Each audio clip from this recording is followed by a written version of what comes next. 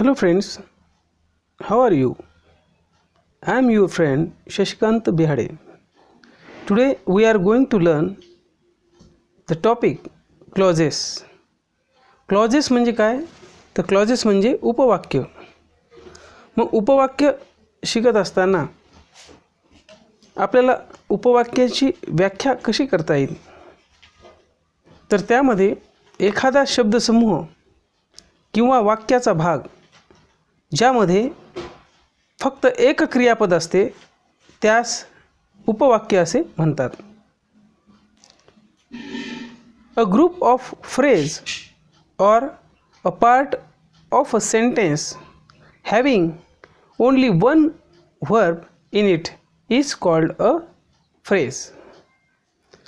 Clauses are of two types. When we learn about clauses, number one, main clause. Main clause means मुख्य उपवाक्य. मुख्य उपवाक्याला प्रधान वाक्य किंवा principal clause किंवा स्वतंत्र स्वावलंबी वाक्य असेही म्हणतात. याला इंडिपेंडंट क्लॉज असंही म्हणतात. याला स्वतःचा पूर्ण अर्थ असतो, म्हणजे या उपवाक्यातून वाक्याचा पूर्णपणे अर्थबोध होतो. फ्रेंड्स, मेन क्लॉज स्वतंत्रपणे साधे वाक्य अर्थात सिंपल सेंटेन्स म्हणून वापरता येतो. मेन क्लॉजचे देखील उपप्रकार जर बघितले, यामध्ये जर बघितलं तर थॉमस, एक उदाहरण घेऊ आपण. Thomas ran fast in order to win. Thomas ran fast in order to win. आता यामधील वाक्यामध्ये एकच क्रियापद असल्यामुळं एकच उपवाक्य आहे. तसेच त्यातून पूर्ण अर्थबोध होत असल्यामुळं याला मेन क्लॉज असंही म्हणतात.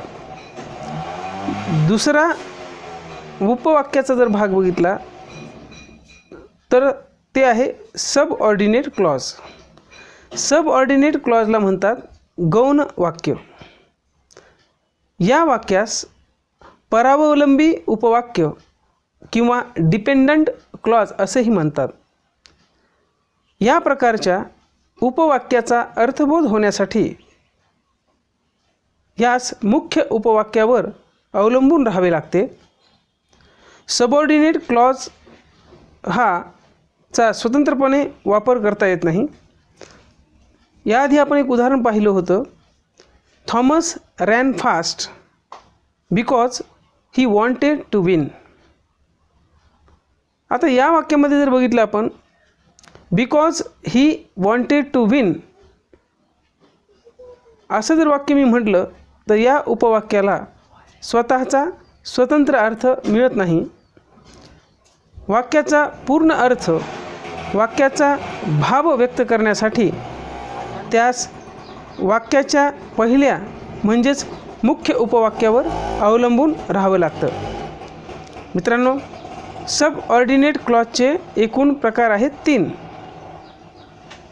सबऑर्डिनेट क्लॉजचा पहिला प्रकार जर बघितला आपण, तो आहे नाऊन क्लॉजचा.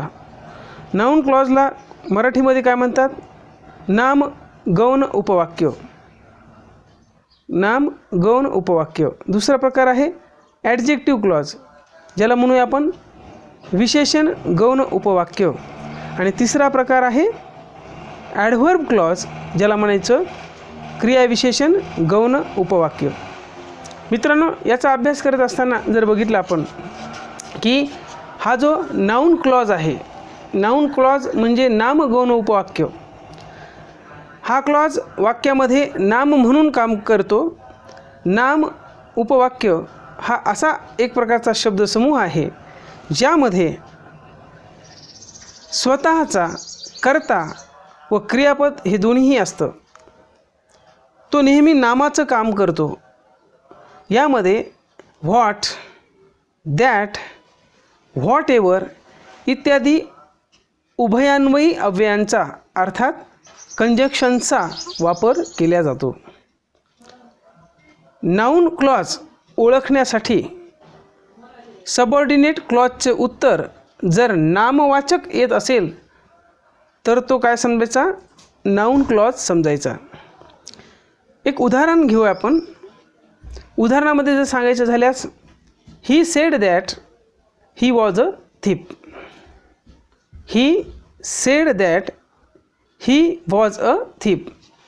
मित्रांनो, या वाक्यामध्ये दॅट हे जे कंजक्शन्स वापरलेलं आहे, दॅटपासून पुढील भाग हा काय दाखवितो? नामवाचक भाव दाखवतो. म्हणून that he was a thief हा नाऊन क्लॉज आहे. काय म्हणलो मी पुन्हा परत ऐका. That he was a thief हा नाऊन क्लॉज आहे. एक जर बघितलं आपण, he said that he was a thief. मी जर असा प्रश्न विचारला, what did he say? What did he say? या प्रश्नाचं उत्तर काय असेल बरं? दॅट ही वॉज अ थिप हे येतं.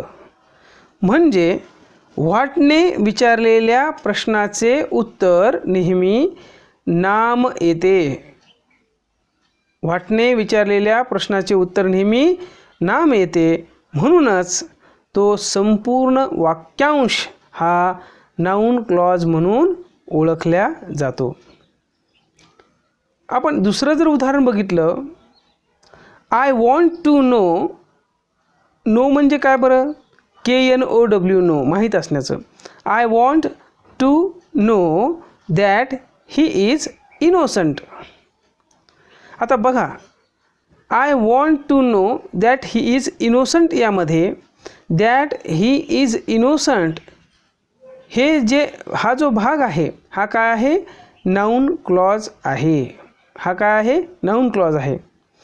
मग मला सांगा, या ठिकाणी मी काय असं वाक्य आता काही तुमच्यासमोर म्हणतो की I don't know how you will solve this puzzle. I don't know how you will solve this puzzles. मग आता यामध्ये how you will solve this puzzles हा काय आहे? नाऊन क्लॉज आहे. He will go there to check what has happened. या वाक्यामध्ये what has happened हा नाऊन क्लॉज आहे. नेक्स्टचं उदाहरण जर बघितलं मी सांगतो आता. We hope that Vijay Mallya would return in India. आता यामध्ये वापरलेलं that Vijay Mallya would return in India हे वाक्य जे आहे त्यामध्ये हा नाऊन क्लॉज आहे. मित्रांनो, नाऊन क्लॉज हा तुम्हाला निश्चितच समजला असेल. त्यानंतरचा भाग बघूया आपण ॲडजेक्टिव्ह क्लॉजचा, ज्याला म्हणायचं विशेषण गौण उपवाक्य. काय म्हणायचं? विशेषण गौण उपवाक्य. आता तुम्ही पाहू शकता या ठिकाणी, आता मी सांगतो आता काही ठिकाणी विशेषण गौण उपवाक्य. विशेषण गौण उपवाक्य हा असा शब्दसमूह असतो ज्यामध्ये स्वतःचा कर्ता व क्रियापद असते व तो विशेषणाचं कार्य करतो. यात विशेषण नामाबद्दल गुणात्मक, संख्यावाचक किंवा सर्वसाधारण इतर माहिती सांगते. यामध्ये सहसा who, which, whom, whose, that हे कंजक्शन्स वापरलं जातं. आता मी जर म्हटलं तुम्हाला, he bought a car which was very costly. He bought a car which was very costly. या वाक्यामध्ये विच वॉज व्हेरी कॉस्टली हा ॲडजेक्टिव्ह क्लॉज असून तो संपूर्ण वाक्यांश कार या शब्दाबद्दल विशेष माहिती सांगत आहे. मग कार हा शब्द नाम असून जो शब्द नामाविषयी विशेष माहिती सांगतो त्याला ॲडजेक्टिव्ह असं म्हणतात. हे आपण पार्ट्स ऑफ स्पीचमध्ये पाहिलेलं होतं. म्हणून विच वॉज व्हेरी कॉस्टली हा वाक्यांश जो आहे, वाक्याचा अंश आहे, वाक्याचा भाग आहे, हा ॲडजेक्टिव्ह क्लॉजचं काम करतो. आता एक दुसरं जर उदाहरण बघितलं, the book that you gave me was interesting. वाक्य रिपीट करतो मी. I repeat this sentence again. The book that you gave me was interesting. आता या वाक्यामध्ये दॅट यू गेव मी हा भाग जो आहे हा आहे ॲडजेक्टिव्ह क्लॉज. लक्षात, कारण तो बुकबद्दल विशेष माहिती सांगतो. People should save money who are poor. People should save money who are poor. आता हू आर पुअर हा काय ॲडजेक्टिव्ह क्लॉज आहे. He visited the school which was famous. It means which was the famous. This part gives us informations about school. He visited the school which was famous. Which was famous मध्ये काय आहे, हा भाग काय आहे, विशेषणाची माहिती सांगतो. म्हणून हा कोणता क्लॉज झालेला आहे, ॲडजेक्टिव्ह क्लॉज झालेला आहे. I know a man who is blind. I know a man who is blind. आता इथं जर बघितलं हू इज ब्लाइंड हे भाग जो आहे काय आहे, विशेषणाचं काम करतो. म्हणून हा भाग ॲडजेक्टिव्ह क्लॉज आहे. आता तुम्हाला हा भाग निश्चितच समजला असेल. Bye, thank you.